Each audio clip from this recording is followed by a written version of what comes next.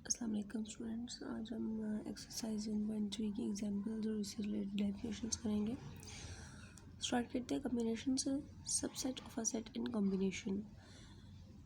हम लोग सबसेट को कम्बिनेशन से लिंक कर रहे हैं, उसकी रीज़न क्या है पढ़ते हैं इसको। ऐसे में हमारे से एक सेट दिया हुआ है n तक, या set with n elements. We know that total number of subset of S is 2n। अगर इसके सबसेट निकालने हो तो उसका फार्मूला हमें पता है कि 2n जो है n, इसमें टोटल नंबर ऑफ़ एलिमेंट्स हैं। जितने भी हम एलिमेंट्स का सबसेट निकालना चाहते हैं उसकी पावर में जाएगा, और 2 की पावर सॉल्व करेंगे तो उसमें नंबर ऑफ़ सबसेट निकल आएंगे, कितने निकल सकते हैं इसके। If we need to calculate दो सबसेट्स विच कंटेन और एलिमेंट्स, ठीक है। अगर हम लोग वो कैलकुलेट करना चाहते हैं सबसेट जिसके अंदर आर एलिमेंट होना चाहिए, तो हम उसका कम्बिनेशन भी बना सकते हैं, ठीक है। फॉर एग्ज़ाम्पल हमारे पास सेट दिया हुआ है 1 2 3 4। हम कहेंगे कि पहले हम लोग जब कम्बिनेशन बनाते हैं ना, आपको पता है कि एक एक उसके ना पार्ट्स बना के उसको सॉल्व करते हैं, कंडीशंस लगा के। मतलब पहले हम कहते हैं कि हमने उतने सेट्स निकालने जिसके अंदर कोई एलिमेंट्स ना हो, ठीक है। तो n जो है टोटल नंबर ऑफ़ एलिमेंट्स हैं, जो क्या है 4, और हम लोग क्या निकालना चाह रहे हैं 0, जिसमें 0 एलिमेंट हो। Okay, so why we write for combination 0 which is equals to 1। उसके बाद subset of S containing 1 elements are, जिसके अंदर एक एलिमेंट होगा तो 4 कम्बिनेशन 1 आ जाएगा, ठीक है। और ये जो उन्होंने ना नीचे निकाल के भी दिखाए हुए हैं सारे इसके कॉम्बिनेशंस। उसके अलावा 4 combination 2, 4 combination 3, as is 4 combination 1, 4 combination 4 और 4 कम्बिनेशन 0, दोनों का आंसर 1 आता है। MCQs में आ सकता है। नेक्स्ट कॉम्बिनेशन की डेफिनेशन है कि let S be a set of n distinct objects. A combination of S is simply a subset of S। More precisely for R जो है वो 0 से n तक है। मतलब R, अब ये देखो जो कंडीशन लगी हुई है कि R 0 भी हो सकता है, R n भी हो सकता है, और 0 से बड़ा भी हो सकता है, n से छोटा भी हो सकता है। n R combination of S is an R element subset of S। For example हमारे पास S की दिया हुआ है, अगर हमने इसके 3 कम्बिनेशंस निकालने हैं तो वो हमने निकाले। हम कह रहे हैं जो कम्बिनेशन होते हैं ना, वो एक्चुअल में सबसेट ही होता है, क्योंकि हम लोग इसमें करते हैं सिलेक्शन। ये बात आपने याद नहीं। परमुटेशन और कम्बिनेशन में डिफरेंस क्या है, उसमें हम लोग number of ways find out करते हैं अरेंज करने के लिए। इसमें हम लोग सिलेक्शन करते हैं, और सिलेक्शन में कभी भी ऑर्डर नहीं आता, कभी भी ऑर्डर नहीं आता सिलेक्शन में। हम लोग अपनी मर्ज़ी से कोई भी चीज़ सेलेक्ट कर सकते हैं। अब हमने अपनी मर्ज़ी से हमने यहाँ पे कहा ना कि हमने 3 कॉम्बिनेशंस निकालने हैं, मतलब जिसमें 3 एलिमेंट्स आ रहे हो, आर की वैल्यू 3 हो।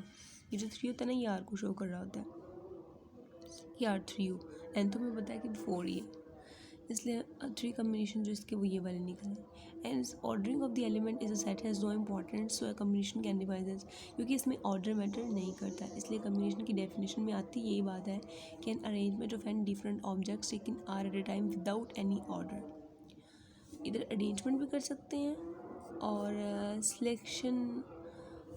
अच्छा, एन ऑब्जेक्ट्स को अरेंज करना है, एक टाइम पे हम लोग आर लेके चल रहे हैं, और वो जो आर लेके चल रहे हैं ना, वो हम सिलेक्ट कर रहे हैं, वो अपनी मर्ज़ी से कर रहे हैं हम लोग, ठीक है। इसलिए इसमें कोई ऑर्डर मैटर नहीं करता। सो ये कम्बिनेशन, इसमें मेन डिफरेंस यही है परमुटेशन और कम्बिनेशन में, कि उसमें ऑर्डर होता है और इसमें ऑर्डर नहीं होता। नेक्स्ट है total number of combination of N different things taken R at is denoted by. इसको डिनोट इस तरीके से भी कर सकते हैं, इससे भी, और इस तरीके से भी कर सकते हैं। और इसका जो फार्मूला है वो ये, N combination is equal to N factorial over R N minus R factorial और आर फिक्टोरियल। और आर की वैल्यू हमेशा जो है 1 से छोटी होनी चाहिए, एन भी हो सकती है आर की वैल्यू। हमें पता है जब एन की वैल्यू आर की वैल्यू एन हो जाती है तो हमारे पास उसका आंसर 1 आता है। पीछे हमने परमुटेशन में पढ़ा था कि जब एन की आर एन के इक्वल होता है तो उसका आंसर एन फिक्टोरियल आता है। परमुटेशन में हमने ये पढ़ा था, और इसमें ये है। वैसे रिलेटेड एग्जांपल है वो तो आप खुद कर सकते हैं। 12 कॉम्बिनेशन आर 12 एन है, और 3 जो है वो आर है। हमने फार्मूला पुट किया तो हमारे पास इसका आंसर निकला है। ये 12 माइनस 3 9 होता है, 9 फिक्टोरियल। 12 को 9 फिक्टोरियल तक खोलेंगे, 9 फिक्टोरियल 9 फिक्टोरियल से कट जाएगा। 3 को भी खोल सकते हैं, ठीक है, इधर से कटिंग कर सकते हैं। 3 1 ज़ा 3, 3 4 ज़ा 12, 2 1 ज़ा 2, 2 2 ज़ा 4, 2 11 ज़ा 22, and this is 2 next theorem है हमारे पास कम्बिनेशन का। ये थ्योरम इतना इम्पॉर्टेंट नहीं है, लेकिन मैं आपको हर चीज़ करवा रही हूँ तो ये भी करवा देती हूँ। ये ना रिलेशनशिप देख रहे हैं हम लोग कम्बिनेशन और परमुटेशन में। The number of R combinations of the set with N elements is given by. अगर अपने आर कम्बिनेशन निकालना है उसका फार्मूला ये है, और इस फार्मूला को हम लोग प्रूव करते हैं with respect to relationship between combination and permutation. R permutations of the set with n elements can be obtained by forming R combinations of the set which is equals to this। अगर हम R combination निकालना चाहते तो वैसे होंगे। And then ordering, अगर वो कह रहे हैं हमने परमुटेशन निकालनी हो किसी चीज़ की, अगर उसे कम्बिनेशन के साथ लिंक करना चाहें तो परमुटेशन हम लोग सिंपल निकाल लेते हैं, लेकिन अगर कम्बिनेशन निकालना है तो पहले कम्बिनेशन निकाल लेंगे, उसके बाद उसको अरेंज भी करेंगे, ठीक है। और हम उन्हें जब कम्बिनेशन निकाला है n था टोटल और r प्लेसेस फिल करनी थी। अब जो r प्लेसेस फिल कर दिया उनकी जगह हम आपस में इंटरचेंज कर सकते हैं। सो यहाँ पे हम लोग लिखेंगे r फैक्टोरियल। तो जब ये CNR है इसको हम लोग ने अरेंज करना चाहते हैं तो फिर इसे मल्टीप्लाई करेंगे r फैक्टोरियल के साथ, तो वो परमुटेशन के इक्वल हो जाएगा। इधर मल्टीप्लाई हो रहा है, इधर डिवाइड कर देंगे। By definition of permutation, permutation की डेफिनेशन हमें ये कहती है, ठीक है। और ये परमुटेशन की वैल्यू हमने यहाँ पे पुट की, और ये जो पीछे हमने पढ़ा था ना आर इसके साथ ये डिवाइड हो रहा था ये वाला, ठीक है। ये वाला आर यहाँ पे आके इधर डिवाइड हो रहा है इसके साथ। अब ये मल्टीप्लाई हो जाएगा तो ये कम्बिनेशन बन जाएगा। नेक्स्ट हम लोग पढ़ते हैं कॉम्प्लीमेंट्री कम्बिनेशन। ये बहुत इंपॉर्टेंट है इसका formula. If N R positive integers then prove that NCR is equals to NCn minus R. We know that definition, हमें पता है कि आर की जगह हम n माइनस आर पुट कर देंगे ना, जहाँ जहाँ पे ये फार्मूला हमारे पास है, जहाँ पे आर आएगा उसकी जगह हम लोग यहाँ पे भी n माइनस आर पुट कर देंगे और यहाँ पे भी n माइनस आर पुट कर देंगे। इन्होंने ये चीज़ यहाँ पे की है, ये चीज़ यहाँ पे की हुई है, एंड एन से कैंसिल हो जाएगा, ये आर बन जाएगा और ये अगेन ये इसी का फार्मूला बन गया, ठीक है। सो हम कह सकते हैं कि इसका आंसर सेम आएगा। अब इस कॉम्प्लीमेंट्री कॉम्बिनेशन को यूज़ करते हुए एग्जांपल करेंगे। Find the value of such that, find the value of n such that n combination 6 is equals to this. अब और तो कोई तरीका नहीं है इसकी वैल्यू फाइंड आउट करने का, तो हम लोग इस पर यही लगाएंगे n कॉम्बिनेशन। अगर इस चीज़ को लेके चलें तो n combination is equals to n combination n minus 6, इसमें से ये कॉम्प्लीमेंट्री कॉम्बिनेशन के अकॉर्डिंग ये इसके इक्वल हो गया और ये चीज़ इसके इक्वल है। अगर ये इसके इक्वल है और ये इसके भी इक्वल है, it's mean this both equations are equal. So this equals to this and it implies that n minus 6 equals to 6 minus थोड़ा जाकर प्लस होगा तो आंसर क्या आ जाएगा, 18 आ जाएगा। Next example number 26, how many diagonals in triangles can be formed by. ये ना उन्होंने आपको एक सैम्पल दिया होता है एक्सरसाइज में, जो भी इससे रिलेटेड क्वेश्चंस आएंगे उसको हम इसी के अकॉर्डिंग करेंगे, तो आपको इसके फार्मूले याद करने पड़ेंगे। जैसे इधर कॉम्प्लीमेंट्री कॉम्बिनेशन पढ़ा, इसका फार्मूला आपको याद होना चाहिए। सेम एज इट इज़ वो कह रहे हैं कि एक पॉलीगॉन है, पॉलीगॉन जो होती है वो कोई भी क्लोज शेप होती है, ठीक है। अब उन्होंने कहा 5 साइडेड है, और अगर 5 साइडेड फिगर हो क्लोज्ड हो तो हमें पता है वो क्या होती है, पेंटागोन होती है। डायगोनल्स बनाने हैं, ट्राइंगल्स बनानी है, उसके वर्टिसेस को ज्वाइन करके, वर्टिसेस ये वर्टिसेस होते हैं ना उसके, इसको ज्वाइन करके कितने डायगोनल्स बन सकते हैं और कितनी ट्राइंगल बन सकते हैं। ट्राइंगल बनने के लिए हमें 3 वर्टिसेस चाहिए होते हैं, ठीक है। If there are n sided sides और n vertices of the polygon हमें पता है कि अगर इसकी साइड्स n है तो इसके वर्टिसेस भी n ही होंगे।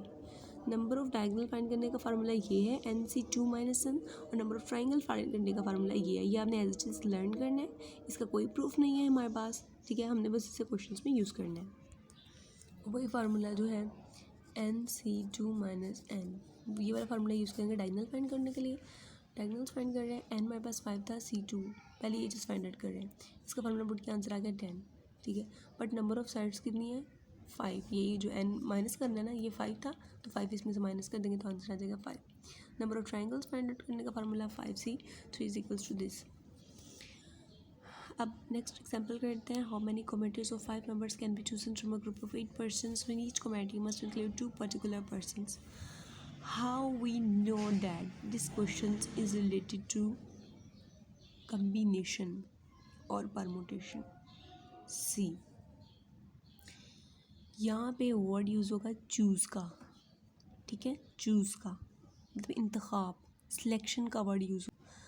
इसमें अरेंजमेंट जो है ना वो नंबर ऑफ़ वेज नहीं होंगे, मतलब नंबर ऑफ़ वेज फाइंड करें अरेंजमेंट, मतलब जब आपको नज़र आए ना कि इसमें कोई इंतखाब की बात की गई है तो उसमें हम लोग कम्बिनेशन यूज़ करेंगे। Okay, if there is to be some particular selection, अब जैसे हम लोगों ने परमुटेशन में भी कहा था कि अगर दो ख़ास बंदे हैं वो साथ ना जा रहे हैं तो उसके लिए हम लोग n-m हम लोग इसी तरह यहाँ पे भी हम लोग फार्मूला करेंगे कि अगर दो बंदे साथ ना जा रहे हैं तो उसके लिए क्या कंडीशन लगाएंगे।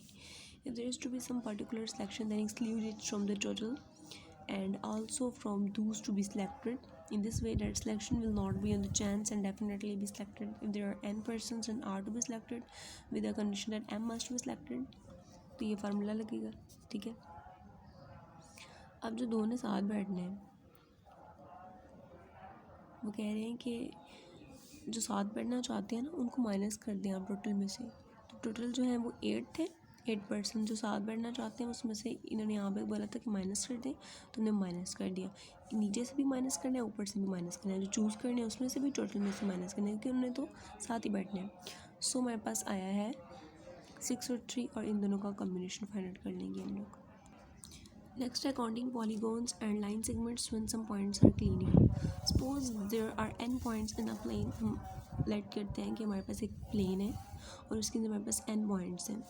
हमने उसकी बनानी है लाइन सेगमेंट्स या पॉलीगॉन्स या उसकी जो उस प्लेन के अंदर पॉइंट्स हैं यहाँ हम उसको पॉइंट्स को मिला के कोई क्लोज्ड शेप बनाना चाह रहे हैं। वो कोई भी शेप हो सकती है, ट्राइंगल, रेक्टेंगल, पेंटागन, हेक्सागन, कुछ भी हो सकता है, या हम उसकी लाइन सेगमेंट बनाना चाह रहे हैं।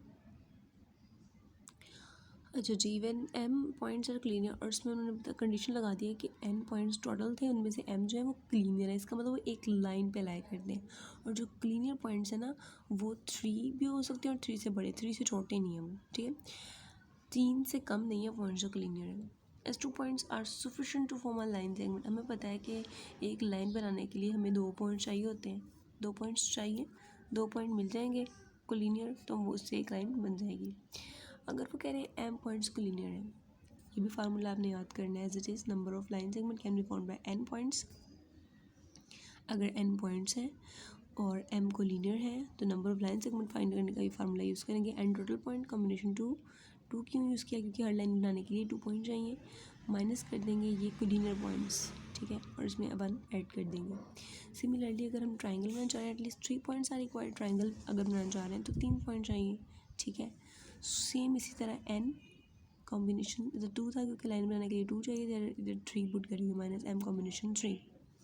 क्वाड्रिलेटरल 4 साइडेड फिगर, उसके लिए हमें 4 पॉइंट चाहिए तो n combination 4 minus n combination 4। ये जो ये माइंड कर रहे हैं ना ये कोलिनियर पॉइंट्स हैं जो माइनस कर रहे हैं हम लोग। और इसी तरह अगर हमने m को कोई भी फिगर बनानी हो r साइडेड तो हम लोग ये फार्मूला यूज़ करेंगे। एग्जाम्पल करते हैं इससे related. 15 points P1, P2, so on P15 are drawn in plain such a way that P1, P2, P3, P4, P6 उन्हें कंडीशन लगा दी है जैसे कि ये टोटल n पॉइंट्स हैं उनमें से ये जो है ये कोलिनियर है। हमने स्ट्रेट लाइन फाइंड करनी है विच passes through at least 2 of the 15 points and number of triangle. Same ये वाले फार्मूले को यूज़ करते हो आपने एग्जाम्पल खुद करनी है, अगर कुछ ना समझ आए तो आप कमेंट्स में पूछ सकते हैं। नेक्स्ट देखिए एग्जाम्पल बहुत इंपॉर्टेंट है। There are 8 men and 10 women member of the club। एक क्लब है उसके अंदर 8 आदमी हैं और 10 औरतें हैं। How many committees of 7 out of them can be formed having। वो कह रही कितनी कमेटी बना सकते हैं 7 अगर उनमें से हमें चूज़ करने हैं, ठीक है। अगर हम चाह रहे हैं कि पहली कंडीशन है कि सिर्फ 4 औरतें लेनी है, अगली कंडीशन है कि ज़्यादा से ज़्यादा 4 होनी चाहिए और कम से कम 4 होनी चाहिए। पहला क्वेश्चन सॉल्व करते हैं। When exactly 4 women are to be selected it is clear that committees of 4 women will be selected out of 10 women. अब वो कह रहे हैं अगर 4 औरतें चुननी है तो टोटल हमने कितने औरतें टोटल कितनी है 10 में से हमने कितनी चूज़ करनी है 4 चूज़ करनी है। सो 10 में से 4 चूज़ कर ली, ठीक है। और आदमी 8 है, 8 में से हमें पता है कि 4 औरतें चूज़ करनी है, टोटल हमने 7 बंदे चूज़ करने थे तो पीछे 3 रह जाएंगे तो 3 हम आदमी चूज़ कर लेंगे। बाय प्रोडक्ट रूल इसको सॉल्व करेंगे। प्रोडक्ट रूल क्यों यूज़ किया, अगेन उसकी डेफिनेशन रिवाइज करें। एक काम है, उसको 2 में डिवाइड किया हुआ है, औरतें भी चूज़ करनी है, मर्द भी चूज़ करने हैं, सो वी यूज़ दिस, इसका आंसर आ जाएगा। नेक्स्ट है कि एट मोस्ट 4 वुमेन, ज़्यादा से ज़्यादा 4 औरतें नहीं चाहिए, 4 से कम भी हो सकती हैं, 3 भी हो सकती हैं, 2 भी हो सकती है, 1 भी हो सकती है, और कोई वुमेन भी नहीं हो सकती, ठीक है। मतलब ये भी कंडीशन लग सकती है कि कोई वुमेन ना हो, सारे मैन नहीं हो। अब इन सारी कंडीशंस को लेके चलेंगे हम लोग। इस पे इन दोनों पे प्रोडक्ट रूल यूज़ होगा, जिस पे जो कंडीशन, और बाकी और का मतलब होता है प्लस करना, एडअप करना। 4 वुमेन लेंगे और 3 मैन लेंगे। वुमेन कितनी थी? 10 थी, उनमें से 4 लेनी है तो 10 कम्बिनेशन 4। मैन कितने थे? 8 थे, उनमें से 3 लेंगे तो 8 कम्बिनेशन 3। और क्या नहीं, प्लस करना है हम लोगों ने बाय सम रूल। इसी तरीके से इसको भी करेंगे, इन सबको करेंगे और बाद में एडअप कर देंगे तो हमारे इसका आंसर आ जाएगा। लास्ट पार्ट था कि 4 कम से कम 4 होनी चाहिए, तो ज़्यादा 4 से ज़्यादा जितनी भी टोटल 7 तक जाएंगी औरतें। 4 वुमेन भी हो सकती हैं, 5 भी हो सकती हैं, 6 भी हो सकती हैं, 7 भी हो सकती हैं।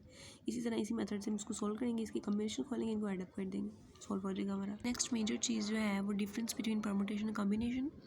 Actually, the word permutation means a bijective function from a set to itself, while combination means the arrangement of n elements of the set, just like writing a subset. Permutation में अरेंजमेंट मैटर करती है और bijective function में भी arrangement matter करती है, ठीक है। कोई फंक्शन 1 to 1 हो और ऑन टू हो, इन टू हो, तो उसको बाइजेक्टिव फंक्शन बोला जाता है, ठीक है। और कम्बिनेशन में अरेंजमेंट नहीं होती, हम लोग चूज़ करते हैं, सेलेक्ट करते हैं। तो we talk about a function, mapping of elements matter करती है। जब हम फंक्शन की बात करते हैं तो उसकी मैपिंग बहुत मैटर करती है, ठीक है।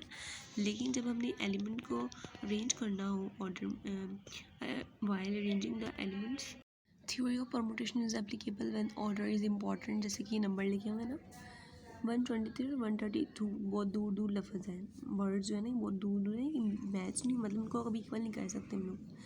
हैं सेम वर्ड्स, मतलब सेम नंबर्स यूज़ हुए हैं, लेकिन उनकी आगे पीछे ऑर्डर उनका चेंज है, सो ये नंबर डिफरेंट हो जाते हैं, तो ऑर्डर जो है वो बड़ा मैटर कर रहा है इस केस में। तो कोई भी वेक्टर परमुटेशन को हम वेक्टर से एग्जांपल लेते हैं कि अगर हम कोई वेक्टर ड्रॉ कर रहे हैं ए से बी तक, ठीक है, और कोई वेक्टर ड्रॉ कर रहे हैं बी से ए तक, तो वो कभी भी इक्वल नहीं होंगे। क्यों नहीं होंगे? क्योंकि वेक्टर में डायरेक्शन भी मैटर करती है और मैग्नीट्यूड भी मैटर करती है, ठीक है। सो वेक्टर कभी भी आपकी ए टू बी, बी टू ए नहीं हो सकती इक्वल।